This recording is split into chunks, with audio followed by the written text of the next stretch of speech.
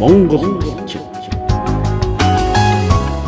Монгол Улсын засгийн газар хөдөлмөр нийгмийн хамгааллын яам Монгол малчин мэдээллийн агентлагтай хамтран бүтээв.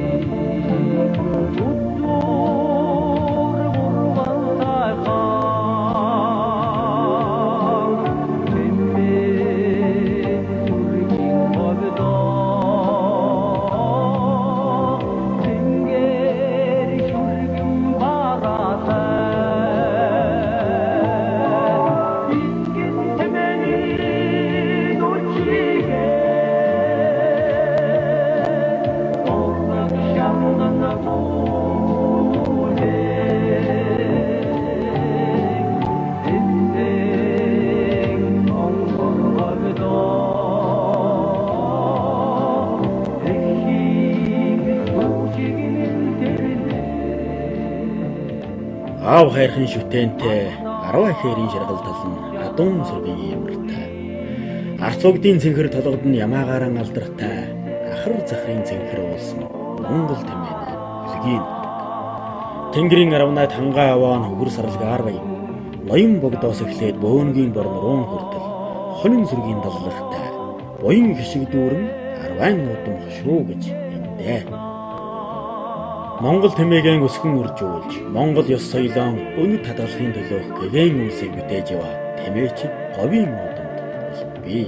Тэдгээрийн төлөөлөл бол энэ л Монголын уудам хоолой гэх түүх шаштар амилсан түмний хишигтэй нутагт аж төрж буй. Алдарт тэмээчин Пансан, Алтан төлөлийн эзэн Болор Эрдэнэ, Сэдэд гээд энэ цаг үеийн залуу халаа болсон сайхан тэмээчид бий.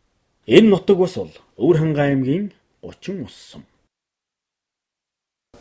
За манай Өвөрхангай аймгийн 30 ус сум Өвөрхангай аймгийн өмнөд хэсэг буюу одоо Говьэрийн бүс төрчдөг. Өвөрхангай аймагт одоо газар нутгийн хэмжээгээр 3-т ордог. Хүн амаараа бол хамгийн зөвхөн хамтай. Мал сүргээр бол одоо бас зөвд видео боловч нэг хүн намтах малаараа Өвөрхангай аймагта 3-р байранд ордог юм мал аж ахуй тэр суурилсан. Эдийн засгийн одоо гол салбар бол мал аж ахуй. Ямар нэг одоо уул уурхай ашигт малтмал бусад одоо аялал жуулчлал энэ чиглэлийн юм бол одоо бас байхгүй. Цэвэр одоо мал аж ахуйнаас суурилсан юмсан байгаамаа. Тэгээд нийтдээ манаас бол 2135 хамтай. Өнгөрсөн жилийн мал тооллого. Тэгээд 216 мянган мал өнгөрсөн жил тоологдсон. Нийтдээ одоо 71 мянган малчинтай. Мянган малчтын дагавар бас Өвөрхангай аймагта 3-т ордог юмсан байгаа юм. Ер нь бол газар зүйн байрлалын хувьд бол манайх бас хөгжлийн ирээдүйн хөгжлийг бид газар зүйн байрлалаа ашиглаж нэлээд зохиолж хөгжүүлэх гэж бодож зардаг. Өөрөөр хэлбэл одоо захиргаалттай бид сум номдын ус нутаг байсан. Тэгээд одоо бол энд мөн одоо бүсийн төвүүд бүгд сумдаар байрлаж идэг. Говийн бүсийн одоо сургуулиудын бүсийн төвнөн дээр байна. Говь Эрдэнэ гэж мөн цэцэрлэгүүдийн эмнэлгийн ингээд бүх одоо бүсийн төвүүд бол энэ суманд байрлалдаг учраас газар зүйн байрлалын ашигтай байрлалыг хараад бид нар бас бүс нутгийн чиглэлээр нөхцүүлэх гэсэн юм зорилго зорилтоор ажиллаж байдаг. Малчтын хөдөлмөрийн хэмжих хөтөлбөр бол манай сумд 12 оноос хойш хэрэгжиж эхэлсэн. 19 малчин хамаардаг энэ төсөлд. Тэгэхээр энэ төслийн хувьд бол бас нэлээд дамаа залуу малчтыг дэмжсэн их ашиг тустай хөтөлбөр юм шүү дээ. Ер нь бол манайхаас одоо 4 онуудад 12 онд аваад 13 онд өнчөөд 14, 15 онд авсан. Нийтдээ 12 малчин аваад 974 мал одоо тэр хайлууд болгож байсан. Тэр үчиг мал үнэтэй байлаа шүү дээ. Онд өнгөж гарцсан. Тэгээд 10 онд өнгөрсөн 100 болцсон. Тэр үед бол зөөхөн мал нонгож байсан. Тэр мөнгөнд өнгөөр бодоод үзэх юм бол. Тэгээд одоогийн байдлаар 2700 гаруй мал тэр хайлуудаар төлрөөд одоо яг мал аж ахуй эхлээд ингээд амьдралаа одоо биднээс тэр энэ хөтөлбөр томрогдсон малчин болж ер нь биеийн дагаад явцдаг. Ер нь залуу малчтыг хараад байхад нэг 150 толгоос дээш малтай болоо заримгүйтэйгээл яг малдаар нүсэлт ажиглагдаад амьдралд нь ч гэсэндээ яг мэдгдээд явцдаг юм тал ажиглагдаад байдаг. Тийм учраас малчтын хувьд бол нэлээ амьдрал залуучуудын амьдралд тус нэмэр болсон юм хөтөлбөр. Энэ жил бол манайд нэг 34 сая төгрөгийн 840 гаруй мал олгосон доо. Өрхөд 7 өрхөд олгосон байгаа. Тэгээд энэ жил бол харьцангуй нэг малын хан шиг амтах учраас олон мал нагдаад байна. Энэ малын ханшнаас бас их шалтгаалдаг үнэ ханшнаас. Тэгээд мал үнэтэй байх үед энэ нэг төслийн нэг эсэлний хөвгтөөс бас мал үнэтэй байх үед цөөхөн мал авчаад дараа жил малын үн хан шиг амтхан болчвол эргэн төлөлтөй хувьд бас жоохон хэцүү болоод байдаг юм тал байдаг. Гэхдээ ер нь бол яалтж байхгүй мачтай юм дээр ажиглагдаад мэдэгдээд байдаг. Одоо залуучууд бол аав ээжээс нь цөөхөн юм өгч байна. За олон малтай айлуудын хүүхдүүд яг үеийн дараа явчихж байна. Цөөхөн малтай айлуудын хүүхдүүд бол цөөхөн мал өгдөг. Яг мал аж ахуй ихлээр амжихгаа мал нь хөлцөхгүй. Тэгээ байлгын салбар одоо бусад салбарлаа ажиллагаа явдаг залуу. Тэгээ залин мөнгө авч чадахгүй тэгэл одоо ерөнхийдөө бидний амьдрал бол сонгосон амьдрал бол юусан мал юм байна. Малчин хүмүүс бол малаа малж амьдрал. Энэс хизээж бид нар барилгын туслах гэж насыг барж амьдралаа авч явах нь байхгүй юм байна гэл ингээд орон нутагт одоо малын хариулын маллыг төрөөд иж байгаа босууд энэ малчтын хөдөлгөөмж хөтөлбөр гэдэг бол бас хач тустай байна. Ер нь бол цаашдаа энэ хөтөлбөрийг улам нэмэгдүүлж одоо нэгэнт малчин хүн мал аж ахуй эрхэлж мал аж ахуй зараас болгож амьдрах учраас энэ одоо ажлын байрыг бий болгоё. Тэр Улаанбаатар хотын төвлөрийг сааруулъя гэж л бодож зойжуулж гэж бодож байгаа бол хүний юу чаддаг юу хийдгийг тэрийг бид нөөц үлгцэд болцоогоо хангах хэрэгтэй байна л гэж боддог. Тийм учраас говь нутгаар Улаанбаатар одоо бас мал аж ахуй эрхлээд явах боломж байгаа учраас тэр бичээрийн дард хэтэрсэн хүн ам шиг газар бол хэцүү байх л да дүүсэн үзүүд. Ер нь бол зүгээр яг мал аж ахуй харамцаас мал хэрэгцэн гэдэг бол чаддаг юм араал амьдрах нь явах нь бол зүйтэй юм. Тэрийн ч гэсэнсээ сайн дэмжиж өгөх хэрэгтэй байна л гэж боддог. Монгол. За тэгээд яг ер нь бол малчин хүн Монгол их орн ч одоо би одоо ер нь бол одоохондоо бол манай Монгол их орн маань ер нь үндсэндээ бол мал аж ахуй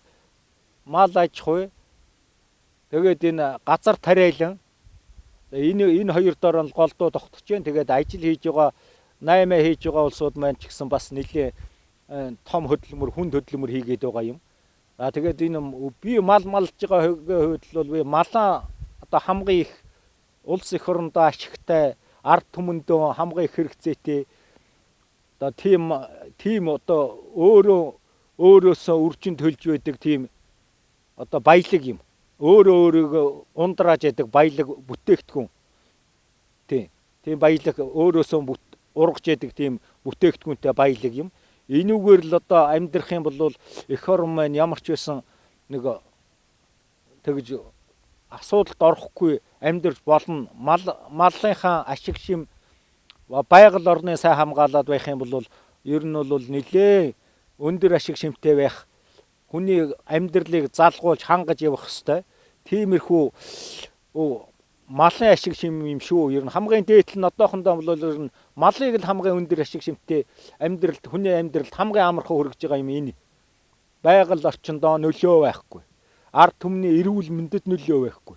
Ийм сайхан агаарт, ийм сайхан унд хоолтой өөрөөс нь ууж иддэг, өөрөөс нь өмсдөг, зүүдэг ийм мундаг баялаг бүтээгдэхүүнийг одоо ард залуучууд одоо энэ сайхан хойч үеийн үр хөвгтүүд төрөл төрөсөд энэ Монгол орны одоо залгамжиж хойч үеиндээ одоо мал ажил үйл ажиллагаагаа одоо залгамжлуулж яваарэ гэж хэлмээр байна.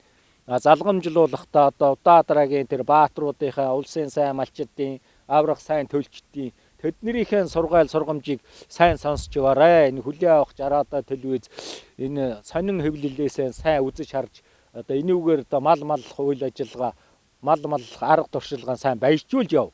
Тэгвэл л малчин байна, тэгвэл малтай байна, тэгвэл амьдрал сайн байна. Тэгээд малчин хүнд одоо их гатуужил их хэрэгтэй байдیں۔ Шүү. Даарах, өлсөх, одоо уйтах, одоо янз бүрийн төрөл бүрийн одоо мундаг дэвчээр хэрэгтэй. Нэлээд гатуужил хэрэгтэй. Тэрийг сайн даван туулж яваарэ. Одоо хойч үедээ захиж хэлэх юм. Тиймэрхүү юм байна. За. Монгол тэмээг өсгөн үржүүлнэ гэдэг бол ихээхэн буянтай улс. Манай улс 1954 онд гэхэд 900-аад мянган тэмээтэй болж байсан түүхтэй. Тэр үедээ харьцуулах юм бол тэмээний тоо толгой 3 дахин багассан гэсэн тоо мэдээ би Тухайлх юм бол зах зээлийн харилцаанд орсны дараа 500-аад мянган толгой бол 7 цөөрч байсан бол өнөөдрийн байдлаар 300-аад мянган тэмээтэй болжээ. Энэ баримтаас харах юм бол дэлхийд тосгүй хоёр бүхтэй дэсвэр хатуужилтай Монгол тэмээг өсгөн үржүүлж байгаа тэмээчдийн ажил үйлсийн чиглэл учиртай юм.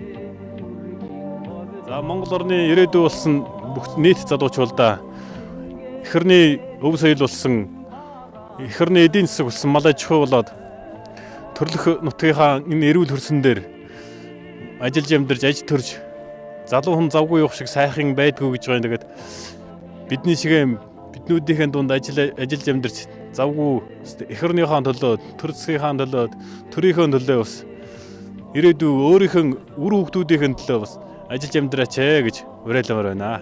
Монгол элч.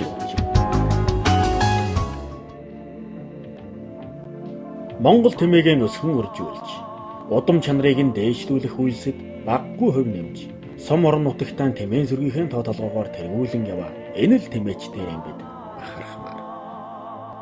Ингэж л хөдөөгийн удам нутгаан тушиж, сарвал сайхан аж төрөх боломжийг олох үүднээс малчдын хөдөлмөр эрхлэлтийг дэмжиж, малжуулах хөтөлбөрийг хөдөлмөр нийгмийн хамгааллын яам болоод хөдөлмөр халамж үйлчилгээний ерөнхий газраас хэрэгжүүлсээр байгаа юм аа. Ер нь хөдөө орон нутагт ажлын байруудаа бий болох иргэдийг орлоготой болох үндсэн нэг л одоо арга нь бол үндсэндээ л энэ малжуулах хөтөр байгаа юм л та. Манайх өөрөө байгалийн эрдэс уурамсгалтай нүүдлийн мал аж ахуй эрхлэлт ийм одоо орон. Тэр утгаараа ер нь хөдөө сумын хэмжээнд бол ялангуяа малжуулах арга хэмжээ авч ээж төдийг иргэдийг ажилтай болох орлоготой болох ийм одоо боломж нь өртгөн байна гэж бид үзэж байгаа. За ер нь хөдөлмөрийн яамнаас малжуулах хөтөр бол хэрэгжүүлж байгаа. За өмнө нь 15 онд би хөдөлмөрийн сайдаар ажиллаж байхдаа малжуулах хөтөлбөрийг хэрэгжүүлэх үүний зэрэгцээгээр эргэн төлөх төлөлтийг нь араа бас малчтай илүү бас хялбар бэлэн мөнгөний эрсдэлд хомсдолд одоо байдаг учраас эргэн төлөختөө бэлэн мөнгөөр төлж чадахгүй байна. Тийм учраас малжуулах хөтөлбөрт хамрагдсан малчин энэ одоо хөдөлмөртийн эзэм сангаас авсан зээлийн эргүүлээд 2 жилийн дараа төлөختөө заавал бэлэн мөнгөөр одоо төлөх гэдэг нь бол одоо боли малчин өнөө боломжийг олгоё. Боломжтой бол чи бэлэн мөнгөөр төлчих.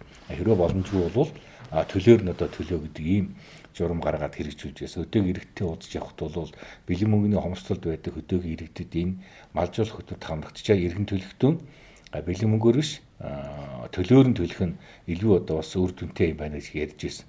Харамсалтай нь дараа дараагийн сайд нарын асуудлыг авч үзээд төлөөр нь төлдгийг өөрчлөөд зөвхөн бэлэн мөнгөөр нь одоо төлдөг юм одоо болгосон байна. Гэхдээ би одоо өнөөдөр яамныхаа өдөрлгүүтээ бас ярьж байгаа ерөн цаашдаа юм малжуулах хөтөлбөр бол одоо үргэлжлүүлнэ. Үргэлжлүүлэх тийм төлөлтийн хэлбэрийг бэлэн мөнгө төлөөр нь гэсэн ийм одоо хоёр сонголтоор явах уу үе үгдийг одоо бид одоо судлаа тодорхой одоо санал одоо олсуулж оруулж ирээ. Миний бодол бол бэлэн мөнгөний зэрэгцээгээр малчин хүн сонголтыг өгөөд төлөөр одоо төлдөг ийм одоо боломжийг нь бас хайж үзье гэсэн юм асуудал бол бас ярьж байна. За хоёр дахь асуудал нь одоогийн малжуулах хөтөлбөрт бол жилд нэг 5 орчим тэрбум төгрөг зарцуулж байгаа нэг 35 хүртэлх насны өрхийн ампулийн тон одоо 2 ба түүнээс дээш гишүүнтэй өрх залуудаа өрх бол хамруулж байгаа. За 200 хүртэл толгой малтай бол 4 сая төгрөгийн. За огт малгүй буюу 150 толгой хүртэл одоо малтай бол 5 сая төгрөгийн хөтөлбөр хэрэгжүүлж малжуулах хөтөлбөр хэрэгжүүлээд 2 жилийн дараа хугацаанд одоо төлж байгаа. Энийг одоо бас жаахан одоо үргэлжлүүлж явбал хамгийн гол нь тэр эргэн төлөлтийн нөхцөлийг өөрчлөх үгүй гэдэг асуудлыг судалж хаад одоо шийдэх гэсэн бодолтой байна. За хоёр дахь асуудал нь шинээр бас бид нар сумын төвөөс болоод аймгаас Улаанбаатар хотоос хөдөөр нутагт гэрэт малчдыг нэлээд одоо бодлогоор одоо дэмжих хэрэгтэй гэсэн би юм бол байсуртай бол байна. Ялангуяа Улаанбаатар хотод ороод ирсэн, аймгийн төвд ороод ирсэн, сумын төвд ороод ирсэн хөдөө гарч одоо малчнаар одоо ажиллах сонирхолтой залуучууд байдаг бол гэрэт одоо малчнаар одоо ажиллахыг нь одоо дэмжсэн хөтөлбөр хэрэгжүүлье. Зайлшгүй одоо хөдөө гэхдээ гэрүүлээрээ одоо хөдөө явах юм одоо залуучуудыг дэмжиж магадгүй гэрүүлээрээ хөдөө яваад малчнаар одоо ажиллах сонирхолтой залуучуудад байх юм бол тодорхой хэмжээний сургалтнуудаа хамруулаад сургалтын зардлыг төлөөд мал маллагын арга ухаанд сургаад чадвах бий болгоод дээр нь одоо тодорхой хэмжээний малтай болгоод орон гэрийн асуудлыг одоо шийдэж өгөөд ингээд одоо хөдөө орон нутагт малч өөрөө одоо малтаа болох нөгөө талаас гэрээт одоо малчнаа одоо ажиллах энэ одоо сонирхлыг одоо дэмжих гэсэн ийм бодолтой бол байна. Ингээд ер нь бол энэ жил бол бид ядуурлыг бууруулах, ажлын байр нэмэгдүүлэх гол үндсэн арга бол энэ салбар бол мал аж ахуйтай холбоотой асуудлууд байна. Иргэдийг нь жоохон малжуулах чиглэлээр л жоохон орлоготой одоо болох энэ асуудал руу төсөл хөтөлбөрүүдийн их усруудын нэгэн одоо төлхөө хуваарлах юм бол бодолтой бол байна. Монгол малчин. Малын тоо толгой хаа газар л өссөн болохоор бэлчээрийн маргаан гэдэг асуудал хангайгүй байна. Энэ тухай та бүхэн түрүүчийн дугаараас үзэж байсан. Гэтэл малжуулах тухай яагаад яриад байна вэ гэдэгт эргэлзэж байна. Гэвч үүнд их учир байна. Мал малчин хоёрын тоо маш их зөрүүтэй болсон болохоор ийм бодлогыг хөдөөгийн уудам руу бэлчээхээс өөр аргагүй. Хаа газрын малчин айл хүн бүлээр дутмаг хүч хүрэлцээгээр маруухан байгааг хэн хүнгүй л мэдэж байгаа. Ер нь малчин хүний хөдөлмөр эрхлэлт гэдэг бол хүнд нөхцөлдөх хөдөлмөрөө гэх нэр томьёонд орж байгаа юм. Энэ их ходог усны гачаал, бэлчээр ургамлын байц, отор нүүдлийн бэрхшээлгээд л зөвхөн өнөөгийн нөхцөл байдлаар бодоод үзвэл яхарахгүй ийм байна. Тиймээс малчин хүний дэтгэврийн насыг наашлуулах, эрүүл мэндийн даатгал зэрэг асуудлыг ярих л ёстой зүйл болж байгаа юм аа. Тийм, засгийн газраас 2018 оны төсвийн боловсруулалтаа хүн рүүгэн чиглэсэн эдийн засгийн одоо өсөлтийг хүн рүүгэн чиглэсэн нийгмийн хамгааллыг нь одоо сайжруулах чиглэлээр төсвөө нэлээд төлхөө хангаас боловсруулсан гэж ойлгож байгаа. За засгийн газраас 18 оны 1 сарын 1-ээс хэд хэдэн одоо хөдөөгийн иргэдтэй холбоотой ялангуяа малчтай холбоотой нийгмийн хамгааллыг нь сайжруулах чиглэлийн хуулиуд бол хэрэгжиж эхэлж байгаа. Юуны өмнө улсын хэмжээгээр 250 орчим мянган малчид байна гэж бид бол тооцдог. За малчтын маань хөдөлмөр цаг наагүй хүнд одоо хөдөлмөр ер нь шуудхан хэлэхэд энэ байгалийн цаг агарын хүнд нөхцөлтэй улаан нүрээрээ улаан одоо гараар л одоо тэмцэж явж байгаа малчид бол хүмүүс бол малчид. Яг хөө төвсрэн газрын бид нар бол нас архнаас хамгаалагдсан дулаан ийм одоо орчинд үйл ажиллагааг явуулдаг. За малчны нөгөө талаас хоёр дахь хүндрэлтэй асуудал нь өдөрт үргэлжилж байгаа ажлын цаг нь бол хязгааргүй юм. Төвсрэн газрын бид өдөрт 8 цаг ажилтвал өглөө малчин хүний ажлын цаг өглөө өөрөнгөйгөө орохоос үдшийн бүрий тасартал бол үндсэндээ малчин хүний хөдөлмөр үргэлдэг. Үдшийн бүрий тасарлаар ч гэсэн бас орондоо ороод 5 дахь удаж ямарч чаддаггүй. Малынхаа хойноос хайгүйгээл ингээл гашгичаад цаг одоо бороо оруул цас шуурул гарч гүйж идэх. Энэ утгаараа бол нар сайлганд хамгийн их одоо гандаж илээгдэж одоо явах хүмүүсээ гэж. Тэр утгаараа бол манай малчдын дундаж наслал төвсрэн газар иргэдийн дундаж наслал харьцан доогуур байгаа юм. Энэтэй холбоотойгоор өнгөрсөн жил гишүүний хувь санаачиж малчдын тэтгэврийн насыг 5 насаар урьдчилах шийдвэр бол батлуулсан. За энэ хуулиа энэ оны эх оны 1-р сарын 1-ээс хэрэгжүүлж эхлэхээр бол болж байгаа. Өөрөөр хэлбэл 29 доош жил нийгмийн даатгалын шимтгэл төлсөн. Үүнээс 15 жил нь малчнаар одоо ажилласан эрэгтэй бол 55 настай.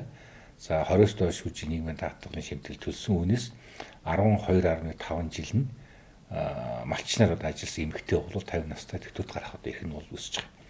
За бид 18 оны төсвийг боловсруулж батлуулж хэрэгжүүлэхдээ нийтдээ энэ одоо арга хэмжээнд 13 мянган малчин одоо хамрагдаж тэтгэврт гарах юм байна гэж 5 нас нь урьдчилснаар гэж. Нийтдээ 44 тэрбум төгрөг шаардлагатай гэдэг ингээд энэ хөрөнгөний асуудыг нь төсөвд тусгасан. За удахгүй засгийн газрын хуралдаанаар малчдын тэтгэврийн насыг 5 насаар найшлуулсантай холбоотойгоор бас холбогдох журам одоо бас гарах гаруул ажиллаж байгаа. За энэ одоо журам одоо гарах юм бол яг малчин хүн чинийг одоо хэлэх вэ гэдэг асуудал нэлээд тодорхой одоо болно. Өөрөөр хэлбэл 95 оноос өмнөх малчт бол тодорхой байгаа юм. Хөдөлмөрийн дэвтэртэй байсан учраас одоо малчин гээд нэгдлийн гишүүн гээд хөдөлмөрийн дэвтэртэй байсан. За 95 оноос хойш мал хувьд одоо шилжсэнтэй холбоотойгоор малчин гэж хэнийг хэлэх вэ гэдэг асуулж яах бүрхэг одоо болж байгаа. Тийм учраас бид засгийн газарт асуудал оруулж энэ журмыг нэлээд тодорхой болгоно гэж. За миний яамныхантаа өгж байгаа нэг чиглэл бол жилүүрийн статистикийн газраас явагддаг хүн ам мал тоолгын А данс шүү дээ. А дансан дээр чинь малчин өрөх гэдэг гараад ирж байгаа.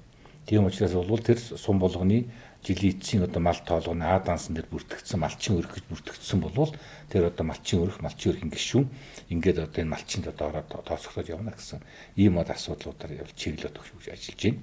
Тэгээ хоёр дахь асуудал нь малаа маллаад нийгмийн дадлага шимтгэлээр төлж ирсэн хүний тэтгэврийн насны 5 насаар ажиллахаас гадна өөрөө хөдөлмөрийн гэрээ байгуулад эсвэл ажил гүйцэтгэх гэрээ байгуулад албан газрын юм уу мянгат малчны мал малж исэн хүн нийгмийн дадлага шимтгэлийн төлж исэн болвол бас одоо энэ одоо хуулинд одоо хамрагдаж тэтгэврийн насны одоо 5 насаар ажиллана гэж болох хэрэгтэй.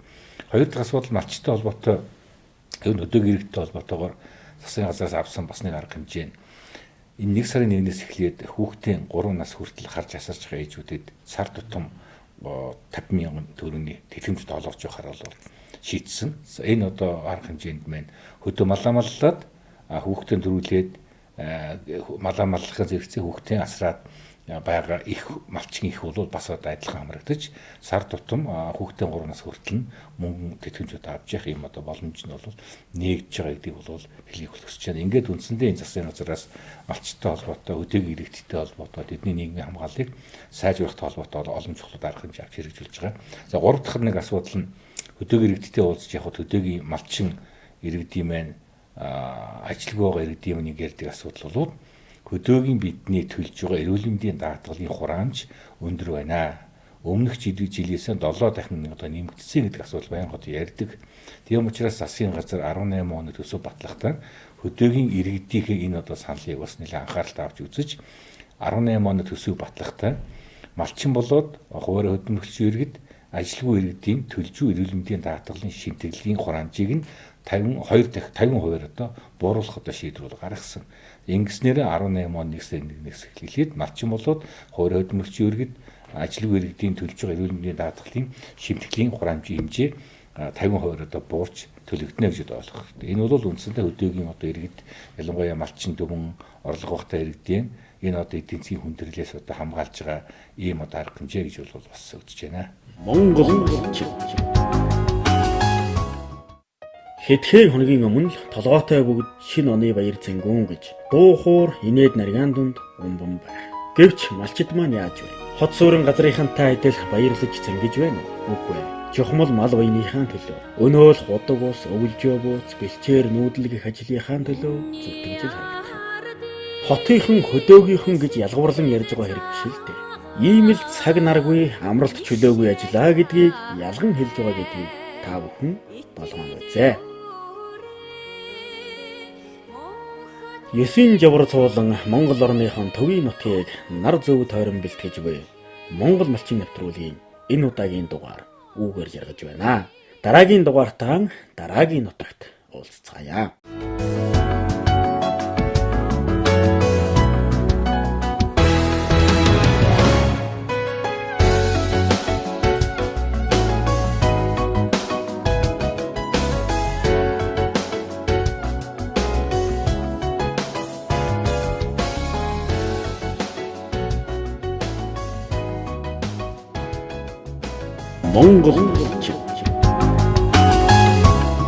Монгол Улсын засгийн газар хөдөлмөр нийгмийн хамгааллын яам Монгол малчин мэдээллийн агентлагтай хамтран бүтээв.